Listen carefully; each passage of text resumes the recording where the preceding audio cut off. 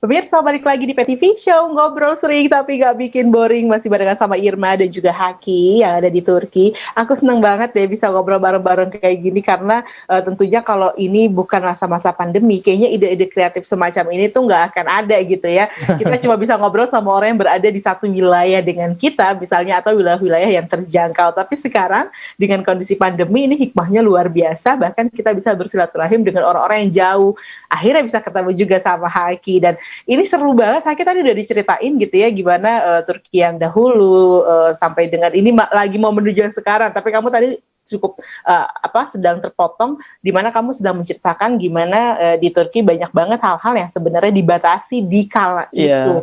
Nah, setelah Betul. dua hal yang menurut aku parah banget juga sih ya, kalau kondisi itu sampai ada saat ini gitu, itu adalah kondisi yang cukup buruk dan itu adalah kabar buruk bagi umat muslim gitu. Selanjutnya kondisinya seperti apa lagi, Haki?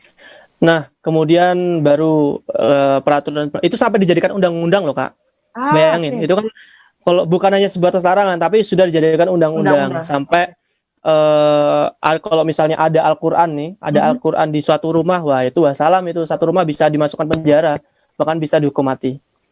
Ada sedikit cerita, Kak, mungkin ini sedikit cerita, insya Allah ini sahih ya, dari saudara, dari buyutnya teman saya orang Turki, itu syahid meninggal gara-gara azan pakai bahasa Arab langsung ditembak mati.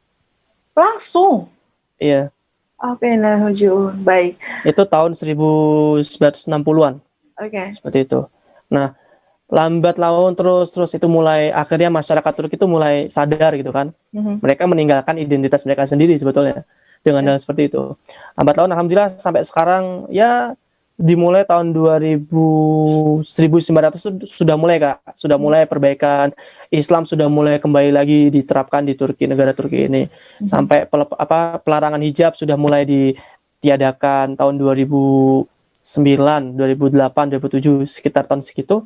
Akhirnya sampai sekarang bebas. Orang mau pakai hijab di kampus, di publik, tempat-tempat publik itu tidak masalah, seperti itu. Undang-undang juga sudah mulai sangat nyaman lah untuk seorang muslim di sini, sudah sangat ini banget kondusif seperti itu. Terlepas dari Turki ini gini, Kak, secara geografis dihampit oleh negara-negara konflik. Oke. Nah, justru itu menjadi kekuatan tersendiri oleh Turki, di mana di bawahnya ada Suriah konflik, kemudian pengungsi Suriah juga banyak yang datang ke Turki, kemudian ada di bawahnya ada Turkmenistan, ada daerah Tantan, kemudian di bawahnya ada langsung Palestina, habis Laut Hitam langsung Palestina di situ. Itu ya hampir keseluruhan tetangga Turki itu konflik. Nah, justru itu menjadi kekuatan untuk Turki untuk bisa memposisikan diri dan menyuarakan di Uni Eropa. Seperti itu, Kak. Ya kan, Turki kan juga perbatasan langsung dengan Eropa. Seperti itu. Oke. Nah, justru berada di kondisi geografis yang seperti itu tidak membuat Turki akhirnya juga ikut-ikutan menjadi satu negara konflik gitu ya. Malah justru betul. Kemudian bisa bertindak, artinya menyuarakan, menjadi bisa dikatakan sebagai negara pahlawan lah ya gitu ya. Justru bagi negara-negara yang konflik, kemudian para pengungsinya bisa berkunjung juga atau menuju ke Turki. Dan ini yang aku sampaikan, Haki, melalui cerita ini, melalui kondisi peradaban dari negara Turki itu sendiri, ini hikmahnya luar biasa gitu ya, Haki ya, dimana benar yang dikatakan pemirsa bahwasanya ketika kita berada pada satu kondisi yang tidak kita kehendaki, kesempatan kita untuk mencari solusi. Itu sebenarnya yang harus selalu kita lakukan. Seperti cerita hidup Haki pun demikian gitu, ketika harapannya mungkin tidak sesuai, berjalan lancar gitu, dan ya lagi-lagi Haki harus mencari solusi. Nah, kalau menurut Haki dengan kondisi seperti ini, apa sih yang merubah akhirnya negara Turki dari yang sebelumnya menjadi yang saat ini? Yang saya amati dan saya observasi selama hampir 4 tahun ini adalah gini, Kak. Di Turki itu meskipun dari segi politiknya mereka boleh berbeda pandangan tentang politik, tetapi ketika dua hal yang itu diusik, itu mereka semangat berjamaahnya luar biasa. Pertama, masalah negara.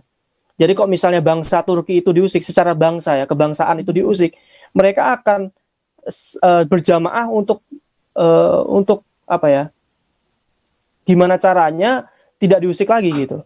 Itu pertama masalah agama, dan kedua masalah identitas mereka sebagai seorang muslim. Jadi antara ketika Islam dan bangsa mereka itu diusik, mereka sangat berani sekali untuk berjamaah untuk menentang hal tersebut, seperti itu Kak. Itu yang menurut saya kurang gitu. Kebersamaan dan berjamaahnya itu kalau di Indonesia mungkin berpandangan politik berbeda, tapi semuanya juga akan berbeda. Jadi gitu. Berbeda gitu. Ya, padahal kan sudah jelas ya kalau di Indonesia itu kan filsafah hidup sebagai seorang Indonesia kan harusnya Bhinneka Tunggal Ika ya Kak ya. Betul. Tapi kan sekarang kan terlalu dibentrok-bentrokkan atau seperti apa. Maka harapannya ke depannya yaitu dengan berjamaah itu seperti itu. Oke. Di situ Kak. Jadi itu menjadi kekuatan, benar ya,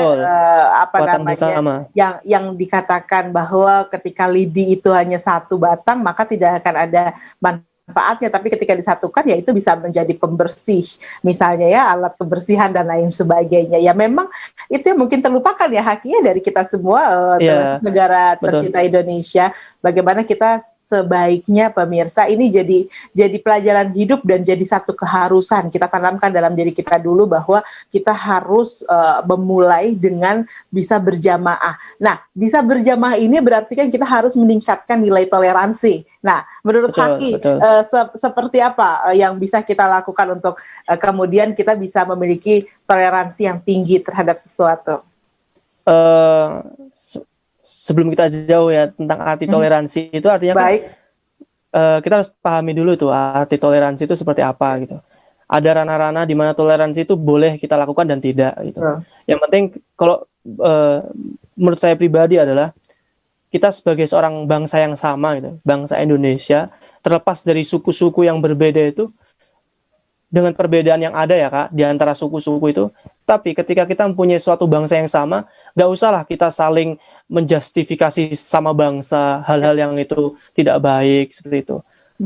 Saling tolong menolong. Kalau dulu mungkin saya ingat di pelajaran SD ya Kak, mungkin dulu pernah ada di desa ada gotong royong, saling tolong menolong, kerja bakti warga gitu, misalnya hal-hal yang simpel-simpel seperti itulah.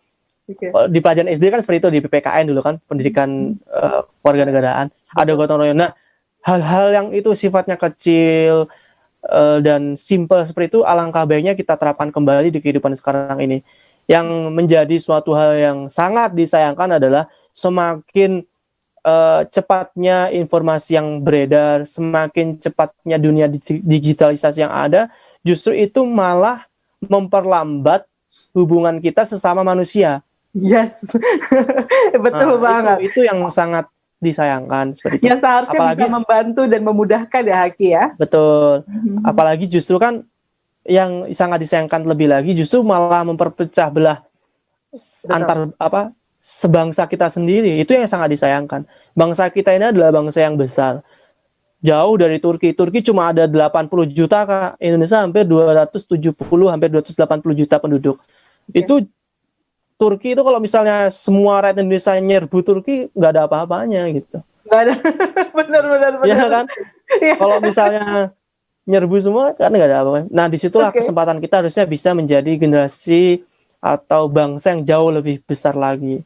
Dengan berjamaah khususnya, seperti itu Kak. Pastinya. Dan pemirsa, untuk kita yang saat ini ya masih terpecah belah dengan informasi misalnya, atau kita mendapatkan atau ada perbedaan, ini nggak usah jauh-jauh apa yang dikatakan Haki terkait dengan bangsa. Bahkan kadangkala antara kita dengan pasangan, antara kita dengan keluarga inti saja, jika ada perbedaan di sana maka akan terlihat seperti apa terpecah belahnya sebuah keluarga, dan itu yang harus kita hindari pemirsa. Apalagi kita sebagai manusia tentunya memiliki satu kewajiban yang sama, yakni untuk saling menghormati antar manusia. Dan kita masih akan kembali lagi dengan cerita-cerita lainnya, tetap bersama dengan kami.